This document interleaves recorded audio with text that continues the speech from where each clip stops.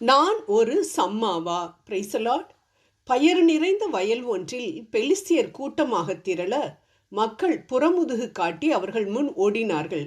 அப்பொழுது சம்பா வயல் நடுவே நின்று அதை பாதுகாத்தான். பெலிஸ்தியரை வெட்டி வீழ்த்தினான். ஆண்டவர் மாபெரும் வெற்றியை தந்தார் என்று 2 சாமுவேல் 23வது அதிகாரம் 11 மற்றும் 12வது இறை வார்த்தையில் நாம் இவ்வாறு வாசிக்கிறோம். யார் இந்த சம்மா? தாவீதிடம் இருந்த பராக்கிரமசாலிகளில் ஒருவன், மிகுந்த தைரியசாலியான போர் வீரன். பலம் வாய்ந்த பெலிஸ்தியர்கள் இஸ்ரவேலின் பயறு நிறைந்த வயல் ஒன்றில் வந்து இறங்கி அதை கைப்பற்றிய பொழுது தனி ஆளாக நின்று அவர்களோடு சண்டை போட்டு அவர்களை விரட்டி அடித்தவன். தன் மக்கள் இஸ்ரவேலர் பயந்து ஓடிய பொழுது சம்பா தனி ஆளாக ஓடாமல் அவர்களுக்காக போராடியதால் ஆண்டவர் அவருக்கு பெரும் வெற்றியை கொடுத்ததை நாம் இங்கு பார்க்கிறோம். ஆம் அன்பானவர்களை, இந்த பகுதியை நாம் தியானிக்கும் பொழுது சம்மா போராடி மீட்டு கொண்டது ஒரு பெரிய அரண்மனையையோ அல்லது யுத்த களத்தையோ அல்ல, மாறாக ஒரு சிறிய விளைநிலம், அதுவும் சாதாரண பயறு விளையும் நிலம். இதற்கு போயா தன் உயிரையும் பணயம் வைத்து இந்த சம்மா போராடினார் என நமக்கு தோன்றும். ஆனால் எல்லோரும் பயந்து ஓடின பொழுதும் அதை மீட்டு கொள்ள வேண்டும் என்ற துணிச்சலோடு அதற்காக சண்டை போட்டதை கனம் பண்ணியது இஸ்ரவேலர் அல்ல, மாறாக நம் ஆண்டவர். ஆம், ஆண்டவர் நம்மை சிறு விஷயங்களில் நாம் அவருக்கு உத்தமமாக இருக்கிறோமா என்பதை பார்க்கக்கூடியவர். உதாரணமாக, ஒரு திறமை வாய்ந்த பிரசங்கியார் நீங்கள் என்று வைத்துக்கொள்வோம். பெரிய பெரிய மேடைகளில் அனல் பறக்க பேசக்கூடிய உங்களை ஒரு மிகச்சிறிய கூட்டத்தில் பேச அழைக்கிறார்கள் என்று வைத்துக்கொள்வோம். போவீர்களா அல்லது முடியாது என்று மறுப்பீர்களா? இதை உன்னிப்பாக கவனித்து கொண்டிருக்கிறார் நம் ஆண்டவர். இப்பொழுது எனக்கு ஒன்று ஞாபகத்திற்கு வருகிறது. எங்களது வீட்டில் ஜெபம் வைப்போம், அடிக்கடி ஜெப கூட்டம் வைப்போம்.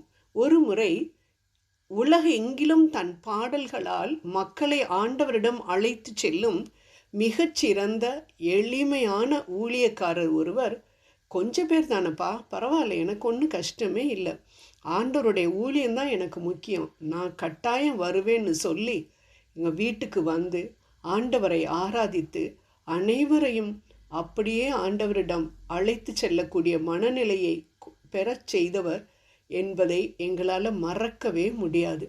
என்னை மகிமைப்படுத்த நான் உன்னை மகிமைப்படுத்துவேன் என்ற ஆண்டவரின் கட்டளையை தவறாமல் அவர் கடைப்பிடிப்பதால் தான் அவரை ஆண்டவர் இன்னும் அதிகமாக கனப்படுத்தி உலகமெங்கிலும் உள்ள மக்களை இவர் மூலம், இவரின் பாடல்கள் மூலம் தன்வசப்படுத்துகிறார் என்பதை அறிந்து கொள்ள முடிந்தது.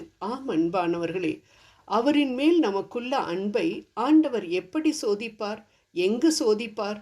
நம் வீடுகளில், நம் வேலை தலங்களில், நம் ஆவிக்குரிய காரியங்களில் மற்றும் நமது தினசரி பொறுப்புகளில். சம்மா சாதாரண பயர் நிலம்தானே என்று அசட்டை பண்ணவில்லை. ஆனால் அதற்குரிய பதிலை, அதற்குரிய வெற்றியை, அதற்குரிய பலனை ஆண்டவரிடமிருந்து பெரிய வெகுமதியாக பெற்றார். அதே போல்தான் நான் வீட்டில் எப்படி இருந்தாலும் யாருக்கு அது தெரிய போகுது? சமைக்க தானே செய்யணும். எப்படி சமைச்சா என்ன? வேலைக்கு தானே போகணும். வேலைக்கு தான் நான் கரெக்டான டைமுக்கு போகிறேனே, அது போதாதா? எப்படி வேலை செஞ்சாலும் எனக்கு கவர்மெண்ட்லேருந்து பணம் வரத்தான் போகுது, பின் ஏன் கஷ்டப்பட்டு உழைக்கணும்? மற்றவங்க மாதிரி நானும் இருந்துட்டு போகிறோமே என்ற மனப்பான்மையோடு நான் இருந்தால் எப்படி சம்மாவிற்கு கிடைத்த வெற்றி எனக்கு கிடைக்கும்? ஆம், மற்ற அனைவரும் வழிவிலகி போனாலும், நியாயத்திற்கு எதிர்த்து நின்றாலும், கிறிஸ்தவனாகிய நான் ஒரு பொழுதும் அநீதிக்கு துணை போகக்கூடாது. மற்றவர்கள் மனக்கசப்போடு இருக்கலாம், ஆனால் நான் மன்னிக்க வேண்டும். மற்றவர்கள் சந்தேகப்படலாம், ஆனால் நான் நம்பிக்கையோடு இருக்க வேண்டும். மற்றவர்கள் ஏன் என்னை வருத்தி கொண்டு ஆண்டவருக்கு ஊழியம் செய்ய வேண்டும் என்று சொல்லி கொண்டிருக்கலாம், ஆனால் இதுதான் என் கடமை என்று அவருக்காக எழுந்து நான் ஜொலிக்க வேண்டும். ஆண்டவருக்கான எல்லா காரியங்களிலும் நீங்கள் தனியாக நிற்கலாம், கவலைப்படாதீர்கள். நாம் அவருக்காக வேலை செய்யும் பொழுது தனியாகவே இருப்பதில்லை. சர்வ உலகத்தையும் படைத்து ஆளுகின்ற நம் ஆண்டவர் நம்மோடு இருக்கிறார் என்பதை ஒரு காலும் மறக்கக்கூடாது. ஜெபம் செய்வோம். உப்பாக இரு என்ற அன்பு தெய்வமே, என் ஜெபத்திற்குரிய பதில் கிடைக்கவில்லை என்றாலும் ஓடிவிடாமலும், இக்கட்டான சூழ்நிலைகளிலும் நம்பிக்கையை இழக்காமலும் பலத்தை எனக்கு கொடுத்தரலும். ஆமேன்.